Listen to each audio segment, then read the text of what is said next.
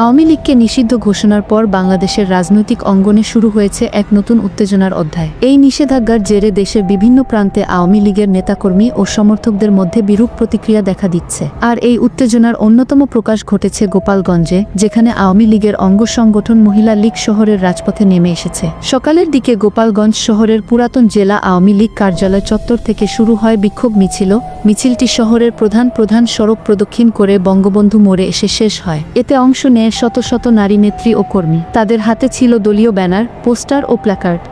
স্লোগানে মুখরিত হয় শহর। তাদের কণ্ঠে উঠে আসে, গণতন্ত্র রক্ষা করো, আওয়ামী লীগকে ফিরিয়ে দাও, এক দফা এক দাবি, ডক্টর ইউনূসের পদত্যাগ চাই, স্বাধীনতা বিরোধী ষড়যন্ত্র বন্ধ করো ইত্যাদি। বিক্ষোভে অংশগ্রহণকারী অনেকেই দাবি করেন, আওয়ামী লীগকে নিষিদ্ধ করার সিদ্ধান্তটি দেশের ইতিহাস ও আত্মপরিচয়ের উপর এক মারাত্মক আঘাত। তাদের মতে এই সিদ্ধান্ত শুধুমাত্র রাজনৈতিক উদ্দেশ্য প্রণোদিত নয়, বরং এটি একটি সুপরিকল্পিত দেশি-বিদেশি ষড়যন্ত্রের অংশ। তাদের অভিযোগ, এই ষড়যন্ত্রের কেন্দ্রে রয়েছেন নোবেল বিজয়ী অর্থনীতিবিদ ডক্টর মুহাম্মদ ইউনূস, যিনি বর্তমানে অন্তর্বর্তীকালীন সরকারের নেতৃত্ব দিচ্ছেন। মহিলা লীগের কেন্দ্রীয় কমিটির সদস্য এবং বিক্ষোভের অন্যতম সংগঠক রোকেয়া ইসলাম বলেন, আমরা আজ এখানে এসেছি কোনো ব্যক্তি বা দলের স্বার্থে নয়, বাংলাদেশের গণতন্ত্র ও স্বাধীনতার পক্ষে। আওয়ামী লীগকে নিষিদ্ধ করে যারা জনগণের কণ্ঠরোধ করতে চায়, তারা দেশের শত্রু। ডক্টর ইউনূস এই ষড়যন্ত্রের মূল পরিকল্পনাকারী, তাকে অবিলম্বে পদত্যাগ করতে হবে। তিনি আরও বলেন, ৭১ সালের স্বাধীনতা যুদ্ধে নেতৃত্বদানকারী দলটি আজ নিষিদ্ধ, এটা জাতির জন্য লজ্জার। দেশের সব বড় অর্জনের পেছনে আওয়ামী লীগের অবদান অনস্বীকার্য।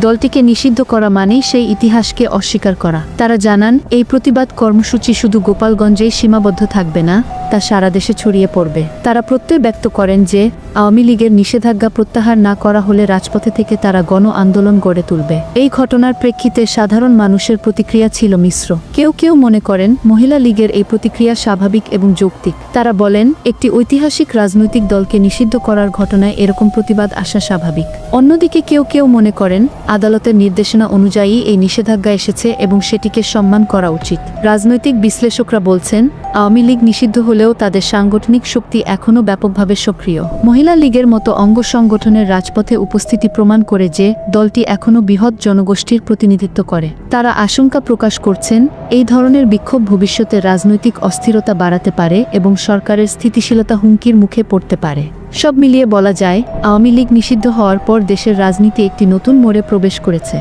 এই সিদ্ধান্ত নিয়ে বিতর্ক চলবে আরও অনেক দিন। একদিকে সরকার বলছে এটি জাতীয় নিরাপত্তার স্বার্থে নেওয়া হয়েছে, অন্যদিকে দলটির অনুসারীরা বলছে এটি একটি ষড়যন্ত্র।